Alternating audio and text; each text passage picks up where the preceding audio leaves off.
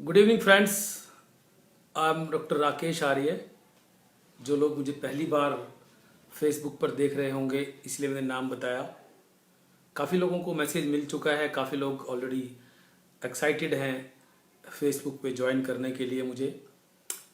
मैं आपका धन्यवाद करता हूँ। जो लोग मेरे साथ फेसबुक पे जुड़ रहे हैं, जुड़ने वाले हैं, जुड़ने जा रहे हैं। ये फेसबुक लाइव मेरे लिए एक स्वीट डिश जैसा है। मैं काफ़ी दिनों से इससे दूर रह रहा था क्योंकि ज़्यादा मीठा खाना भी ठीक नहीं होता। तो अभी ये जो कोरोना इफ़ेक्ट हुआ, उसके बाद लॉकडाउन हुआ, मेरी अंतरात्मा ने मुझे बताया कि मुझे आप लोगों से बात करनी चाहिए। दुनिया को शायद मेरी ज़रूरत है इस समय। जो मेरा अनुभव है, जो मेरी अवेयरनेस है, मैं आपके साथ साझा करूं। तो इसीलिए मैं आपसे जुड़ा। शुरू करने के लिए मैं एक कहानी आपको सुनाता हूं। एक बार व्यक्ति एक जंगल से गुजर रहा था। सुबह यात्रा शुरू की, दोपहर हो गई और दोपहर में यात्रा करते करते वो थक गया। तो वो देख रहा था कि कहीं पे मुझे कुछ आराम करने की जगह मिल जाए तो वहां पे रुकूंगा। तो आगे उसे एक झोंपड़ी दिखाई दी और झोंपड़ी के बाहर एक संत बैठे थे। उसने संत से पूछा कि क्या मैं यहाँ पे आराम कर सकता हूँ? Can I relax for some time here? He said why not, you go inside and just relax. वो अंदर गए। उन्होंने देखा कि वो पूरा झोपड़ा खाली पड़ा हुआ था। उसके दिमाग में विचार आए, झोपड़ा इसका भी है कि नहीं? कभी मेरी तरह ये भी बाहर ही बैठा और मैंने इससे पूछे तो इसने कह दिया जाओ अंदर आराम करो। He came back to the person who was sitting outside looking monk. He asked, where is your luggage? He said, where is your luggage? ये जो यात्री था इसने पूछा, I am a traveller. He said, so I am, कि मैं भी तो एक ट्रैवलर ही हूं। तो दोस्तों, समझने की बात यह है कि सभी हम ट्रैवलर हैं। हमें कितना सामान चाहिए और उस सामान के लिए हम कितनी भागदौड़ करते हैं। आप देखिए कि हमने नेचर के साथ क्या क्या नहीं किया। गवर्नमेंट ने समझाने की कोशिश की, एनजीओ ने समझाने की कोशिश की, काफ़ी लोगों ने समझाने की कोशिश करी कि भैया ये पॉल्यूशन पे आप काम कर लो, मास्क पहन लो, पॉल्यूशन मत बढ़ाओ, लेकिन आपको समझ नहीं आया। और आप देखिए कि कोरोना आपको हाथ धोने सिखा रहा है, जो कि बचपन में सीखा था आपने। कोरोना आपको मास्क लगाना सिखा रहा है। आप देख रहे हैं पूरे विश्व में मास्क की कितनी डिमांड है। और कोरोना आपको बहुत कुछ सिखा रहा है।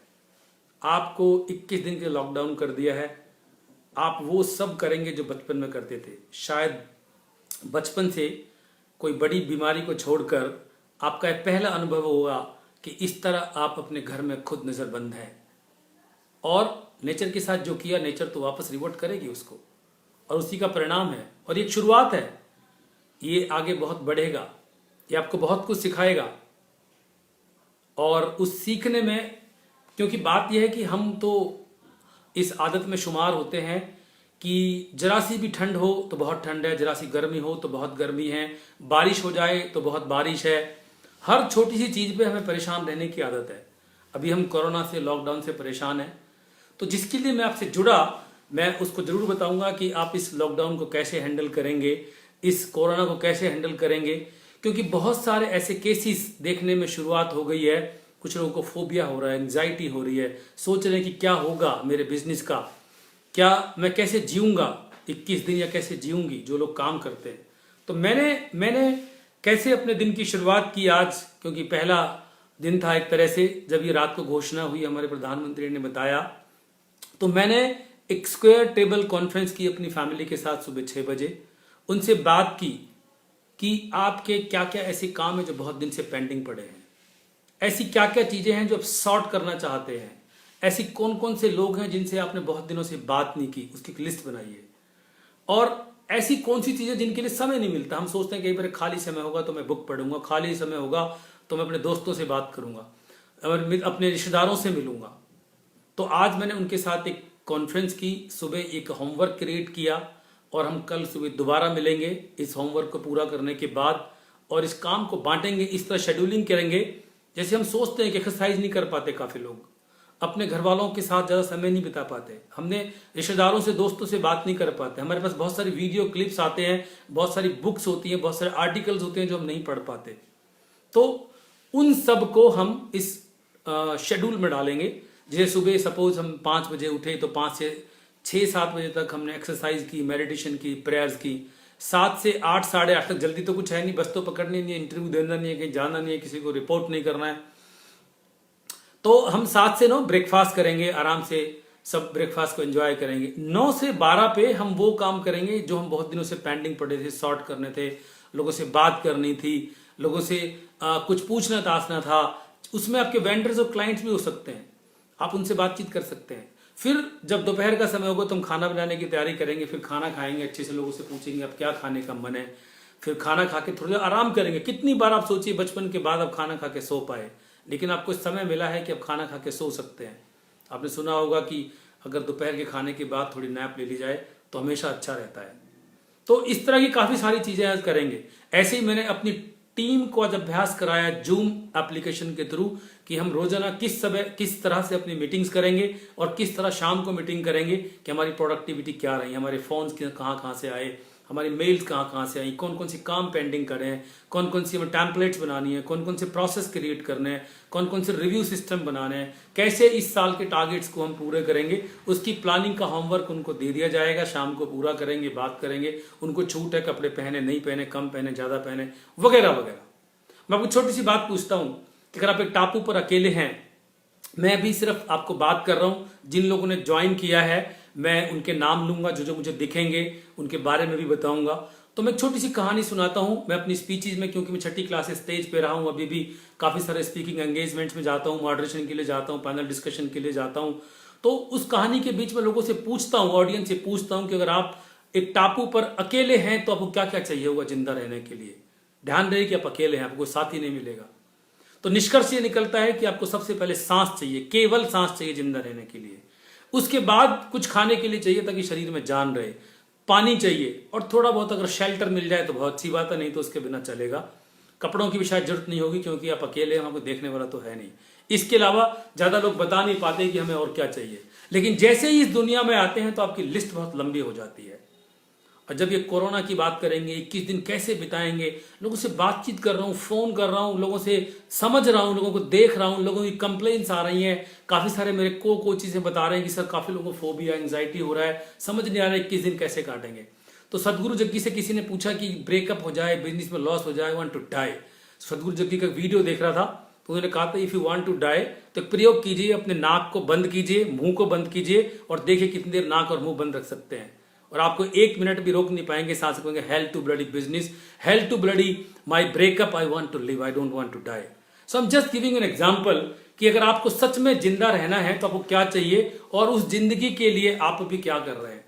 तो मैं आपको 3 चीजें बताऊंगा आज, और वो 3 चीजें क्या रहेंगी जो जिंदा रहने के लिए चाहिए। सबसे पहले क्लैरिटी। तो आप सोच लो कि मुझे 21 दिन के अंदर जिंदा रहने के लिए क्या चाहिए, क्योंकि सबसे पहले जिंदा रहना जरूरी है, बाकी चीजें हम बाद में बना लेंगे।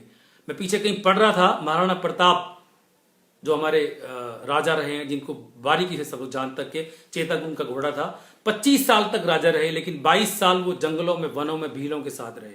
राजा 25 साल रहे लेकिन 22 साल वो जंगलों में रहे। एक बार चाणक्य चंद्रगुप्त ने पूछा कि मुझे राजा वाजा नहीं बनना है, मेरे को रात को नींद नहीं आती है, पूरी खाना नहीं खा पाता हूं और मुझे पूरा दिन बिजी रखते हैं आप। तो चाणक्य ना कि मूर्ख, तुझे किसने कहा कि राजा बनने का मतलब सुख भोगना होता है, आपको अपनी प्रजा का ध्यान रखना है। तो आप एक राजा की तरह रहो और आपके साथ लोग जो जुड़े हुए हैं उनका ध्यान रखें। सबसे पहले क्लैरिटी देखें कि आपको 21 दिनों में क्या चाहिए, और 21 दिनों का सामान भगवान की कृपा से आपके पास होगा, या इतनी छूट आपको मिली है तो इकट्ठा कर सकते हैं। दूसरी चीज जो रहेगी वो रहेगी खुशी। आपको खुश रहना है। अब वो खुश कैसे रहेंगे आप? खुश रहने के लिए आप जब खुश होते हैं तो 4 आपकी बॉडी से हार्मोन्स रिलीज होते हैं।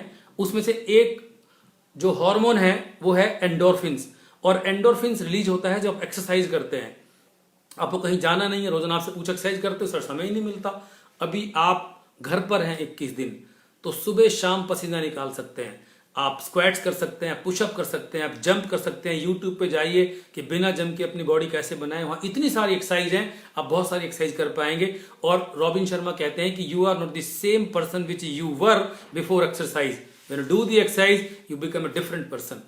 तो आप जब एक्सरसाइज करके चुकेंगे तो आपके अंदर एक अजीब तरह की एक ताजगी होगी, एक एनर्जी होगी। तो इस हैप्पीनेस के एक सूत्र को पकड़िए। ऐसे 4 हार्मोन्स होते हैं जो मैं आने वाले वीडियोस में आपको बताऊंगा। मेरा ऐसा मन है कि 21 दिन के इस लॉकडाउन में, 21 दिन के इस आपके कर्फ्यू माफिक समय में 21 दिन जब आप बिजनेस नहीं कर रहे होंगे, घर से बाहर नहीं जा पाएंगे, मैं रात को 9 बजे आपसे मिलूंगा। अब अपने क्वेश्चंस लिखिए कि आपको क्या क्या सोचने में आ रहा है, क्या क्या फियर्स आ रहे हैं, क्या क्या एंग्जाइटी आ रही है। मैं आपको वादा और दावा दोनों करता हूं कि आपको जवाब दूंगा, कि पॉसिबिलिटी क्रिएट करूंगा। मैं एक एंटरप्रेन्योर हूं, मैं एक फायर फाइटर हूं, मैं एक स्पीकर हूं, मैं एक कोच हूं। तो मेरा काम ही सिर्फ पॉसिबिलिटी क्रिएट करना है, और पॉसिबिलिटी क्रिएट क्यों कर पाता हूं उसकी वजह मैं आपको आने वाले वीडियोस में बताऊंगा।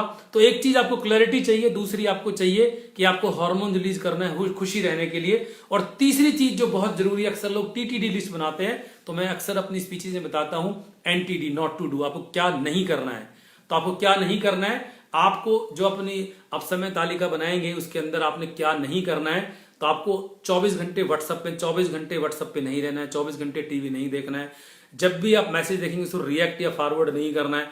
अभी भारत देश की 135 करोड़ की जनता में 200-300 संक्रमित लोग हैं। कितने लोगों की डेथ हुई है, कितने लोग ठीक भी हो रहे हैं, लेकिन 1 करोड़ लोग ये बताने को तैयार हैं आपको क्या करना चाहिए। Just listen. हमारे आयुर्वेद में सब कुछ लिखा है। आपकी दादी ने, आपकी नानी ने, आपकी मदर फादर ने आपको सब कुछ बताया। आप अगर तुलसी का पानी पीते हैं, आप आंवला खाते हैं, गार्लिक खाते हैं, डेली एक्सरसाइज करते हैं, आपका इम्यूनिटी सिस्टम अच्छा है, आपको कुछ नहीं होने वाला है। सिर्फ आपको एहतियात से रहना है। जो आपको निर्देश मिले आप उन लोगों से ना मिले, क्योंकि किसी लोग के बारे में मालूम नहीं है कि कौन किससे संक्रमित है, तो आप उनसे दूर रहेंगे तो आप डिस्टेंस बना पाएंगे। इसलिए सोशल डिस्टेंसिंग को सामने रखा गया है।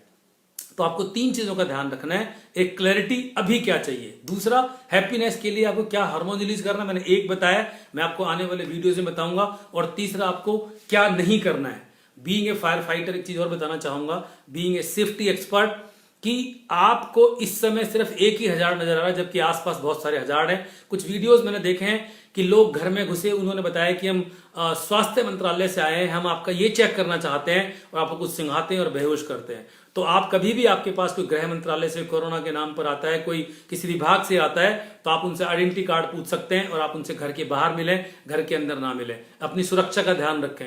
आप 24 घंटे क्यों घर पे हैं, तो आप बहुत सारी बिजली यूज करेंगे, बहुत सारी गैस यूज करेंगे। आप ये ध्यान रखें, इन केस भगवान ना करे कभी आग की दुर्घटना होने की संभावना होती है, तो आग कैसे बुझाई जाए, यूट्यूब पे देखें।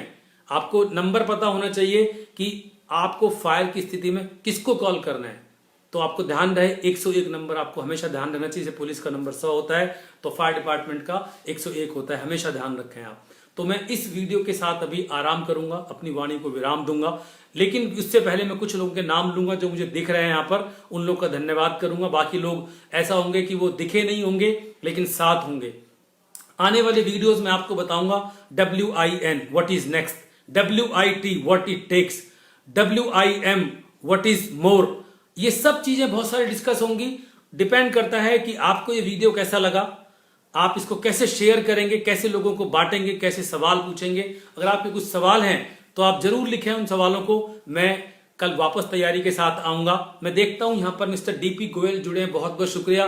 Mister Pradeep Bhadauria, DP Goyal, Diwakar Jain, mister Sanjana Saini, mister Vipin Agarwal, और लजारो वारगेस, योगेश खन्ना, वैभव निगम, मनीष उपाध्याय जयपुर से। ये बहुत सारे लोग मुझे दिख रहे हैं कि अभी इस समय जुड़े हुए हैं। आप लोगों का बहुत बहुत शुक्रिया।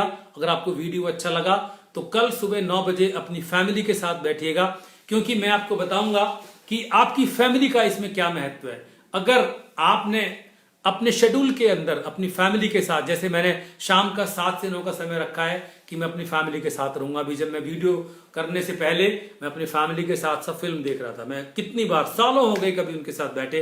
मैं अपने बेटे को बोला कुछ नेटफ्लिक्स पे फिल्म देखेंगे, तो 7 से 9 का समय फैमिली के साथ। मैंने एक नई चीज और शुरू की कि मैं अपने आप पे और काम कैसे करूं। मुझे पूरे दिन लिखना पढ़ना है, मैं अपने आप को व्यस्त रखना चाहता हूं कि मुझे लिखने पढ़ने का शौक है। तो मैंने आज से 9 दिन के व्रत शुरू किए हैं, जिसमें मैं शाम को ही भोजन करूंगा, पूरे दिन भोजन नहीं करूंगा। मैं इन 9 दिनों में, क्योंकि नवरात्रे भी शुरू हुए हैं, नया संवत भी शुरू हुआ है, आपको नए संवत की शुभकामनाएं। मैं जमीन पे सोऊंगा, तो अपने साथ संयम और त्याग के साथ रहूंगा, तो भगवान भी मुझे कुछ अच्छी बुद्धि देगा। तो इन सभी चीजों के साथ बहुत बहुत धन्यवाद। कल रात को 9 बजे फिर मिलते हैं अपने परिवार के साथ। अपने दोस्तों के साथ आप हाजिर रहिएगा। आपके कुछ सवाल हैं आप जरूर भेजिएगा। Thank you so much. शुभ रात्रि।